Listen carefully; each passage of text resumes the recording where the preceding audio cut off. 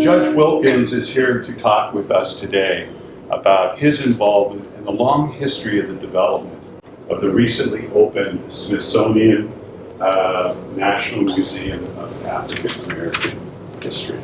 And very pleased that he could join us, and very much looking forward to your comments, sir. So thank you again, and take it away. Thank you so much, Paul, and thank you to the president and faculty and everyone here affiliated with the college, and all of you from the local community. It's a great honor and privilege for me to be here. As Paul said, we happened to bump into each other in Washington, and he probably didn't think I'd ever call him, but he said, if you're ever in the area, let me know. And I looked him up, and he was gracious enough to arrange to extend this invitation. So I'm glad that we bumped into each other back. I guess that was back in September. So I want to share with you a little bit about the 100-year journey that it took to create the National Museum of African American History and Culture. And I decided to write this book because I thought it was really fascinating that it took so long. I wanted to investigate kind of why it took so long and who was involved along that journey, and then also share that with you and others, because I think it tells something about our country. There's some important lessons there. There's some important lessons about this new institution, I think, that could be learned from the journey that it took to create it. And I just also think that it helps us to appreciate these institutions better when we see all of the work that went into creating them, because these things don't just spring out of the ground so easily.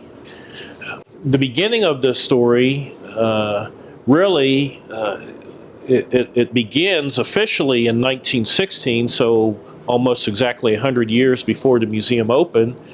But the seeds for the museum were planted actually 50 years before that, at the end of the Civil War in 1865. Because at that time, May 23rd and the 24th, there was a what was called a Grand Review of the Armies. It was this huge victory parade for the victorious Union troops. And it went from the Capitol down Pennsylvania Avenue past the White House. And it was a way for the country to say thank you before the Union soldiers were mustered out and could go back home. And it was this spectacle. Went for 2 days. It took about 7 hours each day, because there were 100,000 soldiers each day who paraded down Pennsylvania Avenue. And it was front page news in every newspaper. There were regiments and from all over the country that were represented. But there was one glaring omission. None of the U.S. colored troop regiments were invited to participate in this Grand Review of the Armies. So even though a couple 100,000 African American soldiers had fought, many of them had died. They had in fact died at a disproportionately higher rate than their white counterparts serving in the Union Army. They were not invited to the party, so to speak. The official explanation was just a coincidence. They had to all be off on other assignments, and they weren't available to come. I did some investigation of that, and you'll see what I say about that if you read my book. But I don't think it was a coincidence, especially since when I examined official military records of like all of the troop movements of all of the regiments, there was in fact a colored troop regiment in Arlington, Virginia, right across the Potomac River on that very day that the Grand Review started. But at any rate, that was the official story. So that didn't sit well with the African American community. And so they decided to organize their own grand review, so to speak, in Harrisburg, Pennsylvania in September of 1865. And it was a fine affair, but it's not the same as, not being invited to the so-called official grand review and being received by the President of the United States and all of the diplomats and the tens and hundreds of thousands of people lining the streets. So I'm going to fast forward 50 years to keep the story moving here. And in 1915, the 50th anniversary of the Union victory of the Civil War, the most prominent Union veterans group was called the Grand Army of the Republic, the GAR. They organized a reenactment of the Grand Review in Washington. So, of course, many of these Union veterans had passed away, and many of them, this is 50 years after the Civil War, they were in their late 60s and early 70s and such. So many of them were not in great health, but the call was put out, come to Washington, we're going to have basically a convention, and we're going to march and reenact the Grand Review. Now, African American soldiers could belong to this Grand Army of the Republic, and they did, and so they came to participate in the march. But there was a catch. Everything was segregated. No African Americans were allowed to be a part of the organizing committee, and the balls and the banquets and all of those things were for the white veterans. And the black veterans were told, if you want to have any balls or banquets or anything, you should organize them yourselves.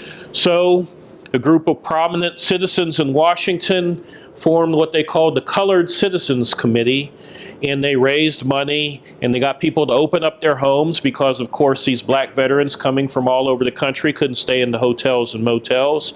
So that people opened up their homes, and they got people to donate automobiles, and they raised money so that they could have balls and banquets and give people tours of the city and all those sorts of things. So black veterans came, they were able to participate, but it was bittersweet. Bittersweet because of the treatment that they had to deal with even just participating in the event. Bittersweet because of the segregation and Jim Crow laws and the prevalent lynching, et cetera, that went on in the country in general. But also bittersweet because the movie Birth of a Nation had just come out. It came out in February for public release, February of 1915, and it was taking the country by storm. Back then, they only had a few copies, and so it wasn't like a nationwide release of a movie like we know it now. It would kind of go from city to city and town to town and state to state, and it was making its way around the country in that fashion. It had even been shown in the White House to President Woodrow Wilson, who was personal friends with the main producer of the film. So this movie was really a slander of the black Civil War veterans, because the theme of the movie was that the Civil War had been this horrible travesty, and that black soldiers in the period after the Civil War were ravaging and oppressing white Southerners and raping the white women with impunity, and the blacks who were elected to the state legislature were passing laws to oppress the whites, and so the whole theme of this movie by D.W. Griffith was that the nation was effectively reborn with the Ku Klux Klan, because the Ku Klux Klan is formed. In the movie, you see the formation, and the Klan exacts justice on a black man who was chasing a white woman, and then the Klan comes for the next election, and they intimidate all of the black people to keep them from voting. And so They're run out of the state legislature, and all is right with the world again, and that's why it's the birth of a nation. So that was this movie that people were seeing by the tens of thousands, and it was going across the nation. And so in the face of all of that, these troops had come back in 1915 for this march, just to try to get at least some sort of delayed gratification or dignity for their service and for their important role in essentially saving the republic. I mean, after the Revolutionary War, there is no more important war than the Civil War as far as either the creation or maintenance of our country and the Constitution that the framers created. So that event happens, and the Colored Citizens Committee that was led by a gentleman named Ferdinand de Soto Lee, an African American who went to Hampton University and Howard University Law School. They decided that they had a little bit of money left over and that they would use that to form a new organization whose goal would be to construct a permanent physical memorial in Washington, D.C. to honor Negro soldiers and sailors who had served for the country in every war from the Revolutionary War on up to that time. And so they formed a nonprofit that they called the National Memorial Association in early 1916. And I found one of their first flyers for one of their first meetings that I think took place in April of 1916, if memory serves. And emblazoned and across the top in all capital letters for this meeting or rally for their effort was "Birth of a Race." And it's my contention that shows that this was really in part a response to Birth of a Nation. And indeed, other activities in response to Birth of a Nation were going on. The NAACP had been formed in 1909, primarily with their first goal to stop lynching, and they made it their number one priority to try to stop this movie, because the movie promoted lynching and promoted the Ku Klux Klan. So, there were lots of people who were trying to fight the negative imagery of African Americans, but also just this sense that African Americans weren't fit to be full citizens or equal to have voting rights, et cetera. And so the people who formed this National Memorial Association were thinking along those same lines, that we will stand up and seek to have these honors and contributions properly recognized in Washington. Well, World War I is raging around that time, and the U.S. enters World War I in 1917. And of course, African American soldiers serve and fight in World War I as they had in all prior wars. And they return from that war, and there's still the discrimination and lynching and various things that are going on. And the National Memorial Association says, we should broaden the scope of our mission, because African Americans haven't just contributed by serving in the military, they've contributed in the sciences and business and education and the arts and other fields of endeavor.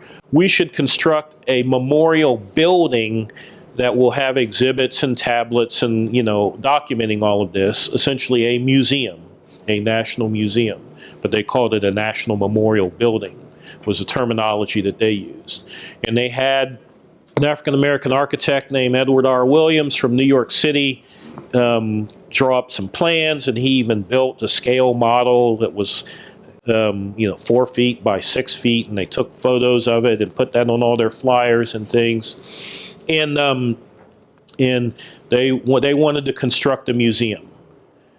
But there were some African Americans who, while they were supportive of the idea in general, who weren't really sold that this was something that they should really be spending a lot of time, energy, or money on, One of them was Colonel Charles Young, who at that point was the highest ranking African American in the Army and the third African American to graduate from West Point. And his point of view was, well, this is fine, but he declined the National Memorial Association's invitations to get involved fully with this because he felt like, I want to spend my efforts trying to get Congress to eliminate Jim Crow laws and lynching and all of those rather than, this memorial building. So there wasn't, a consensus even within the African American community, that this should be a top priority, so to speak. And I'm sure some people thought, why are we worried about a memorial building when, people are being lynched every week? Now, the main sponsor in Congress at that time was Leonidas Dyer from St. Louis, Missouri.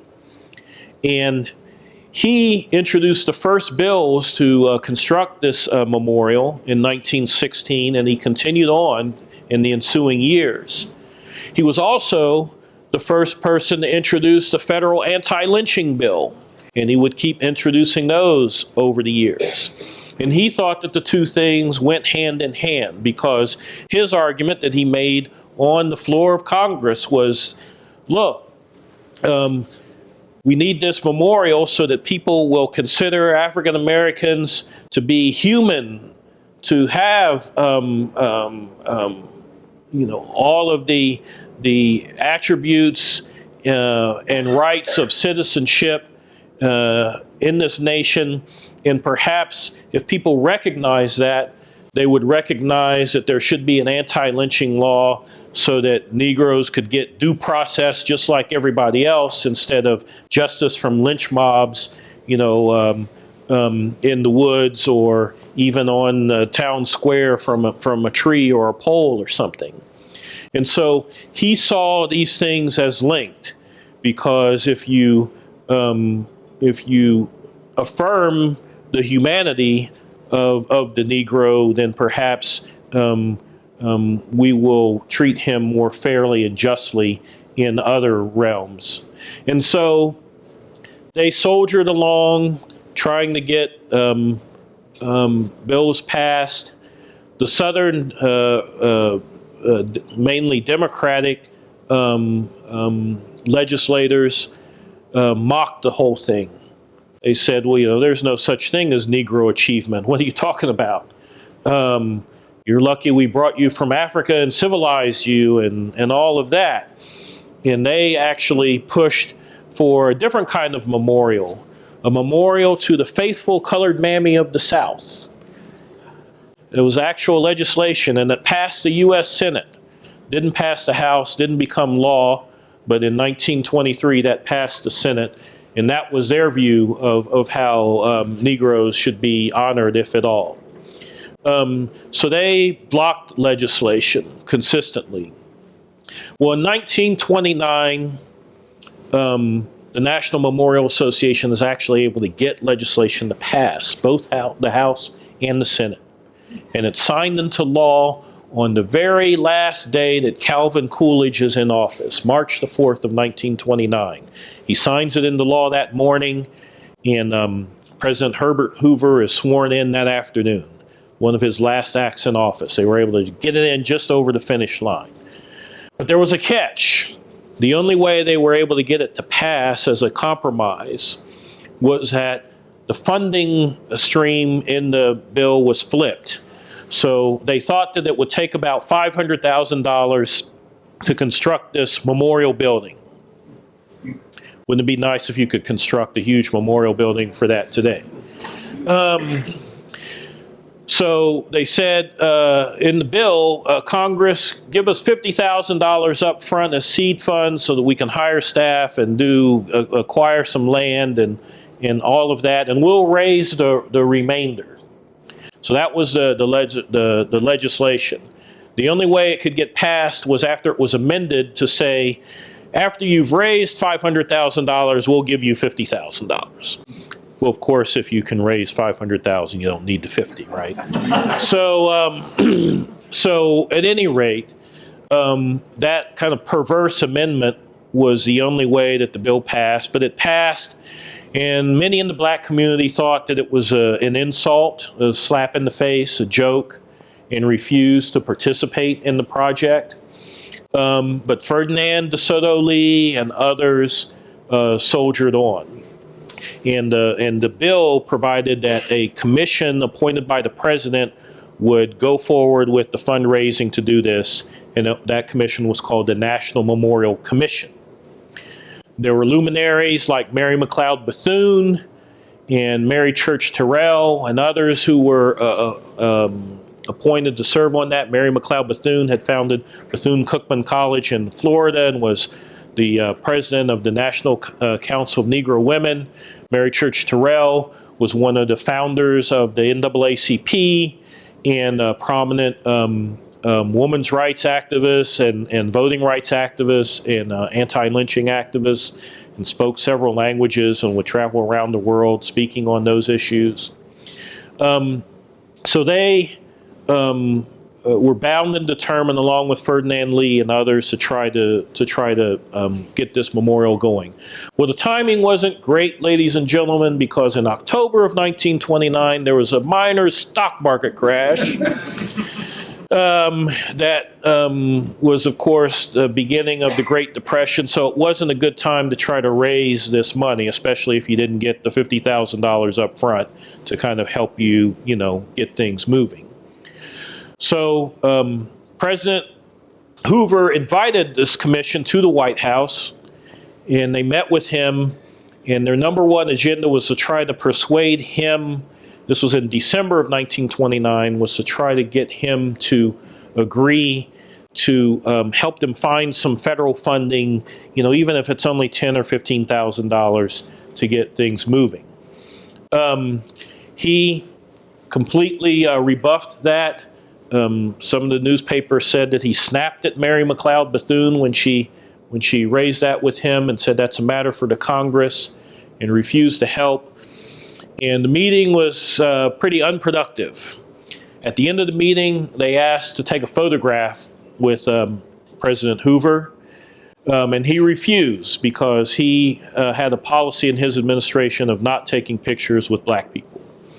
He said that he was afraid that they would try to use it for commercial exploitation or something. But he would take pictures with, white visitors all the time. And in the black press, they commented all the time about how some Boy Scouts or Western Union employees or any other just, common regular folks would come to the White House and get pictures with President Hoover, but, some dignitary or business person or educator would come to the White House and no photo. The group had a very prominent photographer with them to take the photograph. His name was Addison Scurlock, and he took pictures of the kind of the gentry of the African American community in Washington and all the kind of main events involving the black community in Washington. And Scurlock wanted to take a photo of the group anyway, even without the president, and so he asked to do that. But newspaper accounts say that the group was so angry that they said, no, we don't want a group photo at all. We're not going to get one with the president. So Scurlock did not get a picture of the group. So they tried to raise money in the ensuing years, and they had, fundraising concerts and things, and Paul Robeson performed at one, Fisk Jubilee Singers performed at one, others. But, this was a lot of money to raise, and in the middle of the Depression, they couldn't do it. So the effort essentially dies off, and the people who were involved die off. I'm going to fast forward to the mid-1960s, and you have the civil rights movement in full swing. You have an interest in black studies and black arts and black power, in affirming positive images in the media and culture that's emerging around that time. And so around that time, there are bills introduced in Congress to create some sort of national Negro History Museum, or perhaps a commission, a national federal commission to promote the study of Negro history, etc. So those are starting to be introduced in the mid-60s. Of course, there's a lot of unrest. There's rioting around the country and protesting, etc. And that's also going on. And there's a huge hearing in 1968 because there have been a flurry of bills that have been introduced, and there was a hearing that was actually held by Congress, but in New York City instead of in Washington. And lots of people testify at that hearing. Jackie Robinson testifies, and James Baldwin shows up and testifies. And if I, ladies and gentlemen, if I sat down for a year and worked on nothing but trying to, write testimony for this hearing, I couldn't have come up with anything, 10% as eloquent as James Baldwin said at that hearing, just speaking extemporaneously, because it appears that he, had no notes, no prepared statements. They were just like, James Baldwin, author of The Fire Next Time? Yes, you can testify. Come sit down. And they started asking him questions, and he was just marveling with his responses. But one of the things that he says, he's speaking in favor of this, but one of the things that he says is, my history contains the truth about America. It's going to be hard to teach it. And it was thought that was a very profound statement, and it's what caused me to name my book Long Road to Hard Truth, the 100-year mission to create the National Museum of African American History and Culture, because I think James Baldwin had it right. It's history that needs to be told, but it's difficult history because it looks at very difficult aspects of our nation, a nation that's a wonderful nation, and the Declaration of Independence and the Constitution and the Bill of Rights are wonderful documents, wonderful principles, but those principles weren't applied to everyone. And so and you look at founders who were great men like Thomas Jefferson and George Washington, but yet they were slave owners. So you have this dissonance between the ideals and the people and the treatment of the African American community, and that's hard to deal with because none of us like to talk about our faults or our mistakes. I certainly don't. But the truth is the truth, and sometimes the truth hurts. And so he warned Congress, yeah, we should do this, but just realize that it's going to be hard truth. Interestingly, this hearing happened in late March of 1968.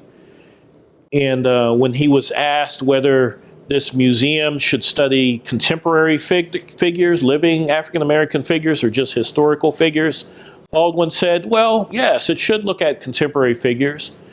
But if you do that, you should also examine why all of my heroes seem to end up dead.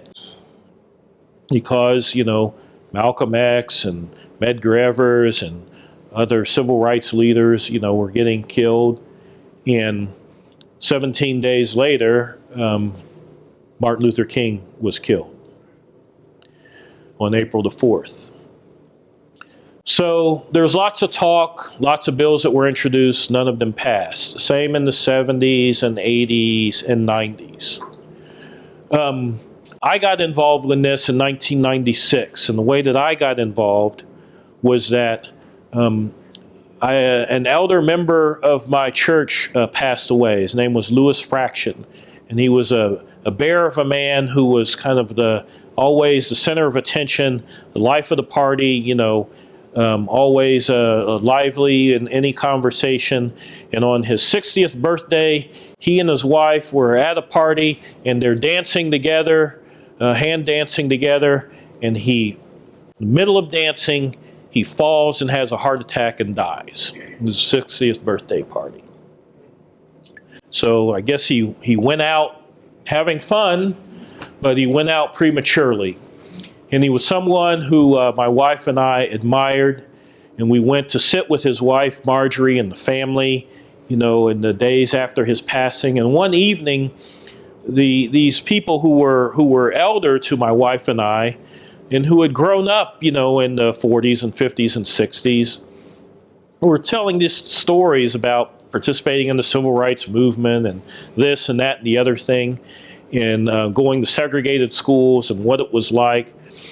And it was just really amazing. There was one man who said, I went to a segregated school, and of course the white schools had everything that was all new and everything. And it wasn't until I got to college that I saw a complete piece of chalk, that I knew what a complete piece of chalk looked like.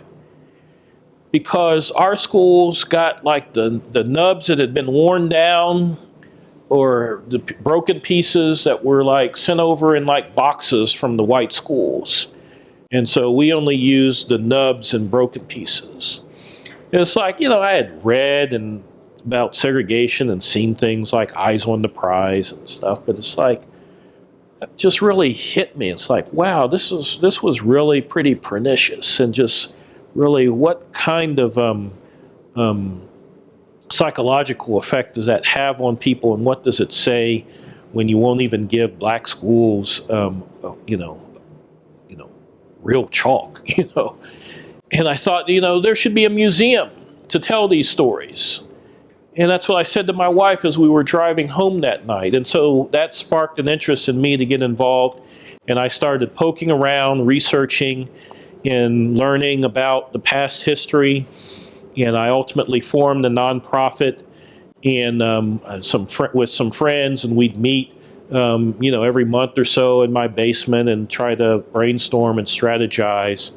And I became more and more obsessed with this. I'll admit it, I was obsessed. And so much so that I was a public defender in Washington, D.C. at the time. And this was a good outlet for me because I dealt with, tragedy and crime and awful circumstances every day. So this was a way for me to work on something where perhaps I could build something that would be edifying, that would be enlightening, that would be unifying perhaps as well. And so I became obsessed with this and went to 3 days a week on my job. And ultimately, in August of 2000, I said to my wife, babe, I really need to be able to work on this full time. When you look at the Holocaust Museum, there was a full-time, person, organization working to create it. When you look at the American Indian Museum that was being built at that time, there was a full-time person, behind it. So I need to do this, and she was very supportive. The problem was, she was 7 months pregnant with our second child at that time, and the nonprofit that I had started was about as successful as Ferdinand Lee's nonprofit. We had about $2,000 in the bank. So it wasn't the most opportune time to go from two incomes to one. But I made what was perhaps my most persuasive closing argument ever.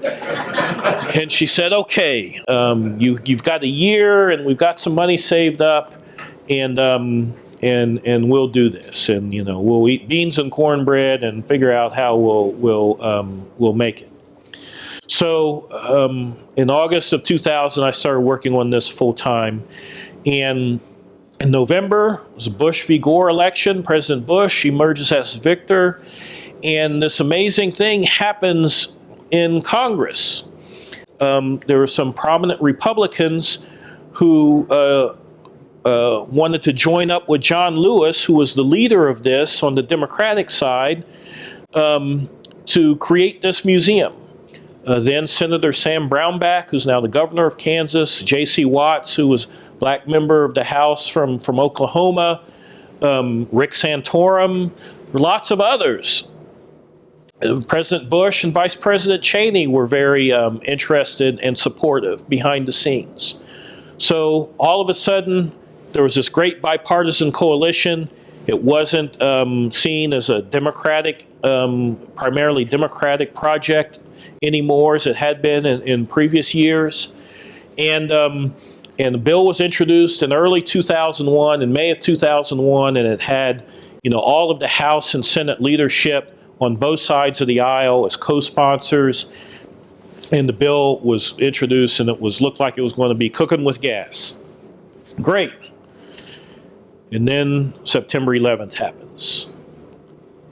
So before the bill could pass, the terrorist attacks of September 11th, and all the oxygen is sucked out of the room, in Congress, because it's all about the Patriot Act, war resolutions, creating a new Department of Homeland Security, a commission to investigate what went wrong and how 9/11 happened. All of that, and of course the economy went down, and Congress doesn't like to create new projects or spend money when the economy's down. So I felt like, just like that 1929 commission, perhaps, the rug is going to be pulled out from under this. So Congress compromised and passed a bill to create a presidential commission to plan for this museum. I was mortified initially, because usually when Congress creates a commission, that's the kiss of death. That's the way you kind of kick the can down the road. We'll have a commission study that. That's a very important problem. And then the commission writes a report, and 5 minutes after the report is off the press, it's gathering dust on some shelf, and nothing ever happens. So we were bound and determined not to have that happen. We had this commission named a Plan for Action Presidential Commission. And we kind of had a handshake agreement with the leaders in Congress that if this bipartisan blue ribbon commission came up with a good plan and showed how all of the questions could be answered on how to form this museum, they would pass it. And that's what happened. That commission was formed. John Lewis, I was honored to have John Lewis recommend me to be appointed to that commission. I served on that commission, and it was a wonderful commission. There were a couple of famous people on it, like Hank Aaron and Cicely Tyson. There were some business people. There were some historians and museum experts. And so it kind of had a cross-section of various people. And we came together and we wrote a plan, and we turned it into Congress in a year on deadline and in budget. And then they passed it with one little sticking point. We said that the museum should be on the National Mall. We found a couple of sites that we thought were appropriate to construct a new building, but there were many people who felt like the National Mall was full, that the American Indian Museum should be the last new building constructed on the mall. There were a lot of people who were upset with the World War II memorial and its placement on the mall there at the end of the reflecting pool between the Washington Monument and the Lincoln Memorial. And so they were all against us putting this museum on the mall. I happen to be the chair of the site committee of the Presidential Commission. And so I had studied all these issues and was the main person advocating on behalf of the commission for a mall site. And so to some degree it was a personal failure when Congress passed the legislation and said, Smithsonian will allow you to create a new museum, and we'll put up half the money and you have to raise the other half privately, and all the other details, but we're not going to tell you where it's going to be, and we're not going to approve any particular site. We'll let you decide the site where it should be. And they gave the Smithsonian 4 sites to choose from. But fortunately, one of the sites that we wanted on the mall stayed in the list. And after a couple more years of study, the Smithsonian Board of Regents, the governing body, decided to put it on the mall in one of the sites that we recommended, and that's where it was constructed. So the museum opened about 10 years after that. In this past September, the wonderful director, Lonnie Bunch, and his deputy director, Kinshasa Holman Conwell, and all of their staff did an absolutely tremendous job. It was an international design competition for the design of the building, and with finding all of the collections and raising all of the money that it would take to construct the building, and the rest is history, as they say. But what does this really mean? And I'll bring this to a close. because I'd love to, chat with you and hear your questions and stop filibustering myself here. I think that this 100-year journey, what I call the long road to hard truth, speaks a lot about the country, because getting anything difficult and massive done, or creating a new institution, is difficult, especially one that perhaps is going to tell some difficult truths. But it's something that needs to be done. And just like perhaps it took a long time after the Civil War, where technically, African Americans were supposed to be full citizens and to have voting rights, but it takes another 100 years till the 1960s for some of the Jim Crow laws and the Voting Rights Act and all of those things to happen. Maybe there's something symbolic in the fact that it took this museum 100 years to get constructed. But what about the symbolism of its opening? It opens, and no one planned this. I certainly didn't plan this when I was working on this in 1960 or serving in the Presidential Commission in 2002 and 2003.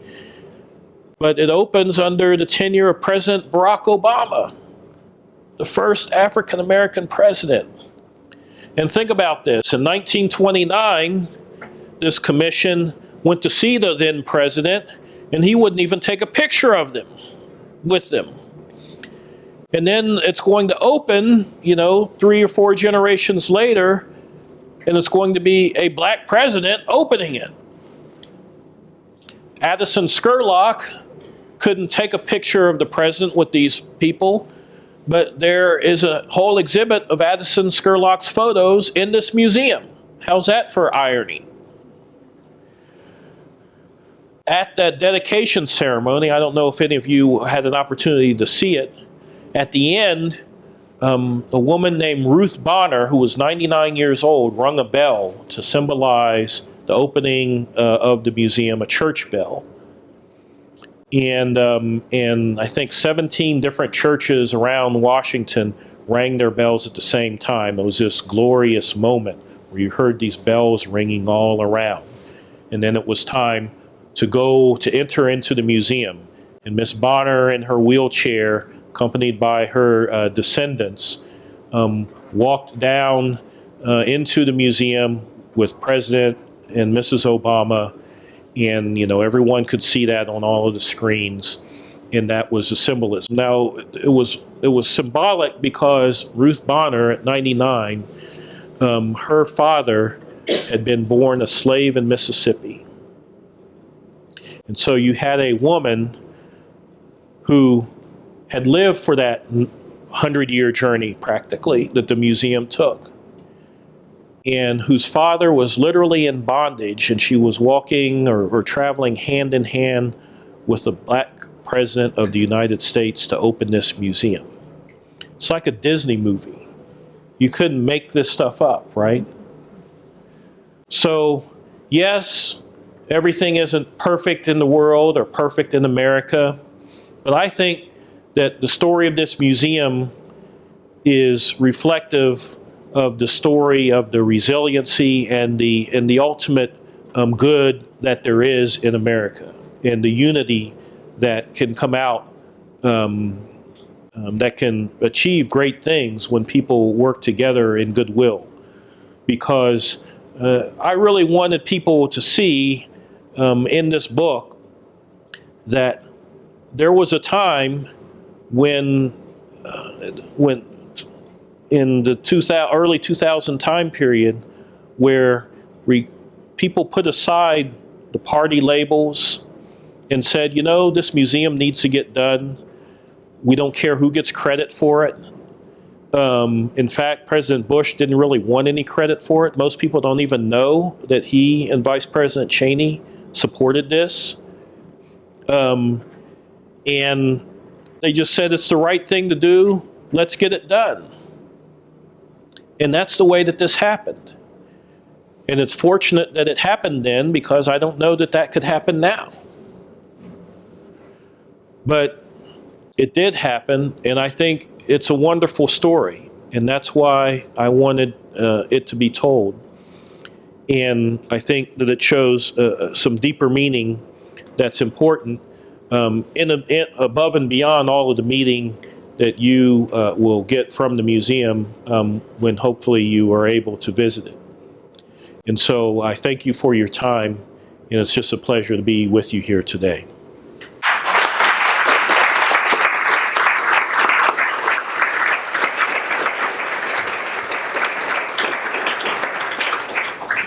Thank you for that great and personal narrative. I know that you want to give a few minutes for people to ask questions.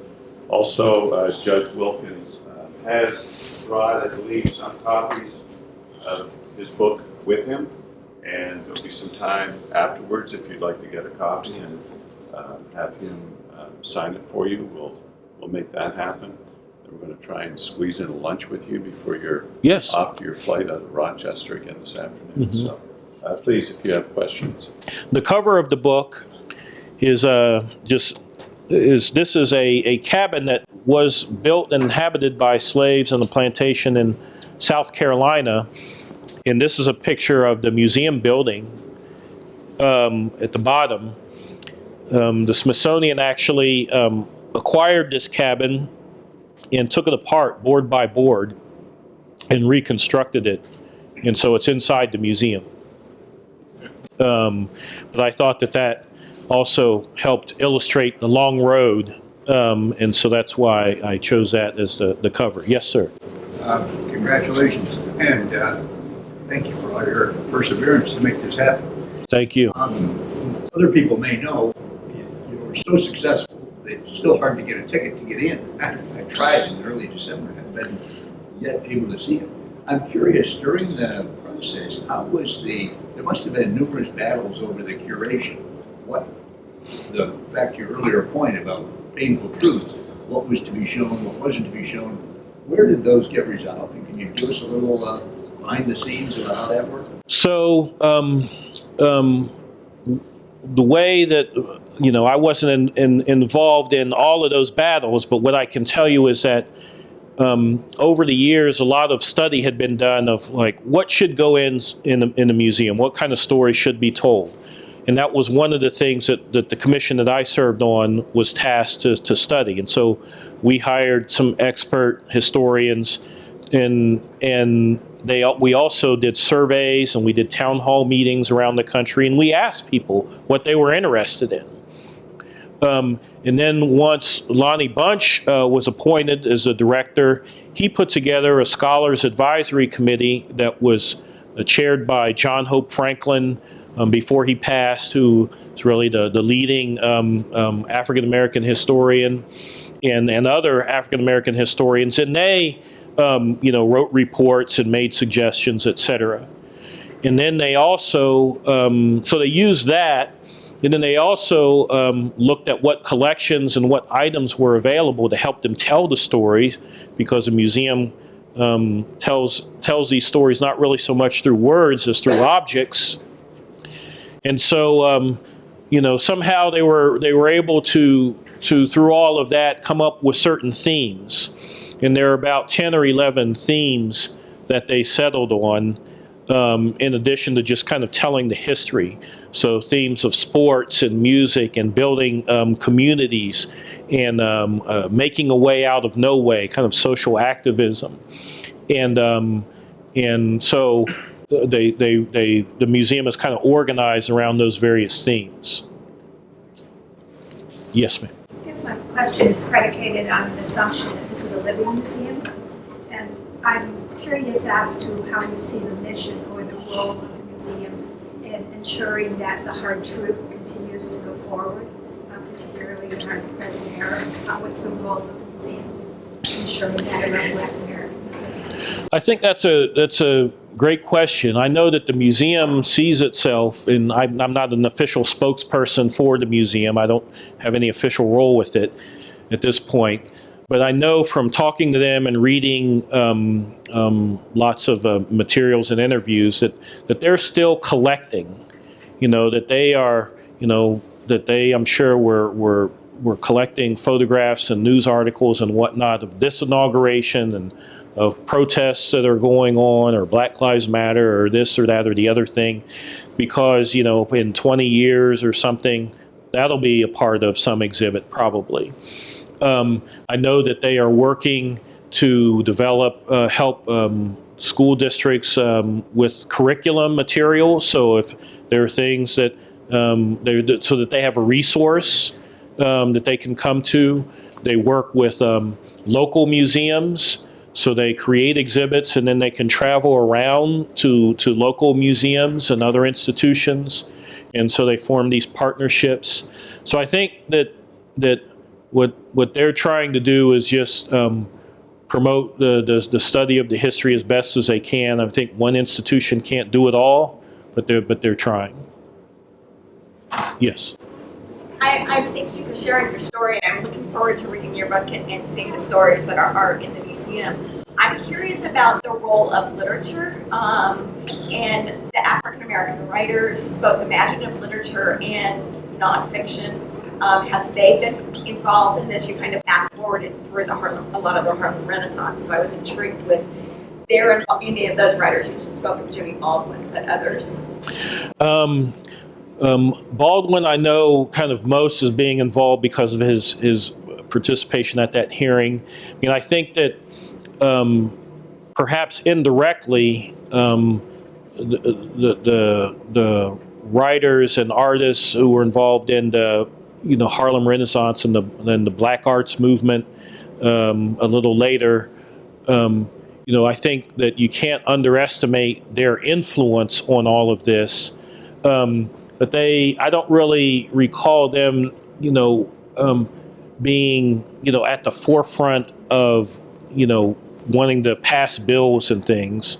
But they were certainly, influencing all the people who were thinking about this as well. I don't know if that's a very good answer to your question. Yeah. Thank you. I think I missed someone over here. So you mentioned in your remarks that at various times, even prominent African American leaders weren't necessarily of a like mind in terms of this is where we should be putting our effort. This is the most important thing that we should be looking at today. Now with the museum open today, what would you say the either solidarity or lack of solidarity might be across various aspects of African American leadership in terms of the value of the museum? I think that now that it's here, I think a lot of people are like, wow, why wasn't this built 50 years ago or something? People are seeing the power of it and and just the interest, and so now everyone was for it all the time, and that's fine.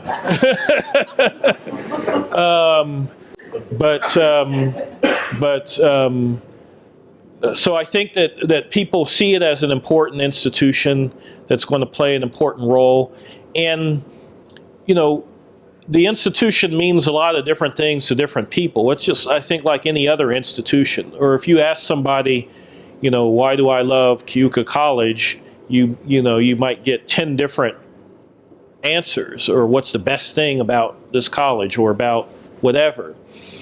So for some people, it's like, well, we want to affirm, a Black history and kind of give people some credit who didn't get credit in the past. For many, this kind of tells how, the country evolved in a way, and we can learn some lessons from that, and maybe be inspired to continue to make sure that we, honor the freedoms and the Bill of Rights and for everyone or something. And others might say will help unify us because we have these racial divisions, but perhaps if we have a place where people can look at, where we've come from and understand the context of all of that, then it'll help us to be better able to understand each other and where we've come from, and help people to see that it was people of all faiths and races and religions who came together to help push for certain things, like during the Civil War and abolition and the civil rights movement, et cetera, so that perhaps we can be more unified and ease the racial tension. So everybody has their own take on the value of this museum or what it can do, and I think that's fine. And I think that also will help it to be a strong institution, hopefully. Yes, sir. I know that African American fraternities and sororities were very much involved in the MLK Museum. Were they also involved in this effort? I am aware that there is an exhibit on that aspect. yes, so that The students that I took there in September or in October thought that was one of the coolest parts of it. So it was really cool. Thank you. Oh, thank you. Sorry you had to leave. But yes, there were. I know, I think Alpha Phi Alpha fraternity, an African American fraternity, pledged a large sum of money towards the museum, and others were very supportive. I think the Boulay, another fraternal organization, pledged a large amount of money and were supportive. And so there's an African American church in Alexandria, Virginia, that donated $1 million to the museum effort, and so I think it attracted a wide range of people like Kobe Bryant and other athletes. Michael Jordan, LeBron James gave millions of dollars to this, and entertainers from Denzel Washington to Quincy Jones and others, and Oprah gave the biggest gift, $21 million. So it was an important project in the sense that, I think it really helped develop African American philanthropy, and perhaps that'll bode well for similar types of projects in the future. I thought it was only supposed to cost $500,000. Remind us what it did. So there's you got the red tape and the inflation, and but yeah, it would have been so much cheaper if they had just done it back then. Because it costs about $500 million. So you wait 100 years and you add, I guess, 100 times the cost, or 1,000 times the cost, right? Go from 500,000 to 500 million. Although I think that 500,000 was probably lowballing it, even for back then. Was there someone with a question over here? Final question? I was wondering if the museum was free. And also, I seemed like I heard when it first opened, I read some article, and it was probably just right-wing sniping, but there was some concern about Clarence Thomas was kind of suppressed, and maybe Clarence Thomas and what you might think about that. So the museum is free. It's a Smithsonian museum, but because they were anticipating so much demand and they didn't want people to just be standing out in line for hours and then maybe not even able to get in, they decided to institute a ticket system. So you get a timed entry pass and you can go online or call to get those. But as soon as they open up some more for a couple months in advance, within a couple of hours, people reserve all of them. But if you go, you'll find that a lot of people have reserved these and they don't use them, or they'll be giving them away, and then now they have some same day passes that you can, if you go online at 6 in the morning, you can get them for that day. So don't be discouraged. You can, if you're determined, you can get in. As far as Clarence Thomas goes, yes, there are some people who have protested, mainly because there's an exhibit, Making a Way Out of No Way, that talks about kind of protest movements and social action, and it talks about Anita Hill and her role in making sexual harassment kind of a household word with her role in the Clarence Thomas confirmation hearings. There are people who feel like that shouldn't have been in the museum, or if it was in the museum, then there should be a more prominent exhibit on Clarence Thomas. I can't comment on why the Smithsonian did what they did. Their explanation is that Clarence Thomas has a compelling history and it's worthy of inclusion in the museum, but they don't have compelling exhibits on everyone that has compelling personal histories. And perhaps in the future, as things change, there'll be an exhibit on him.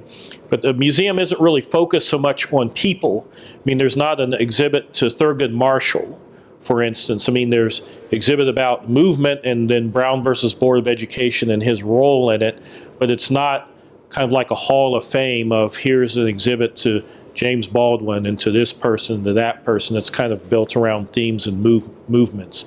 And so I think there's perhaps confusion about that, and hopefully in the future, things will change and people will be less concerned about that. Thank you so much.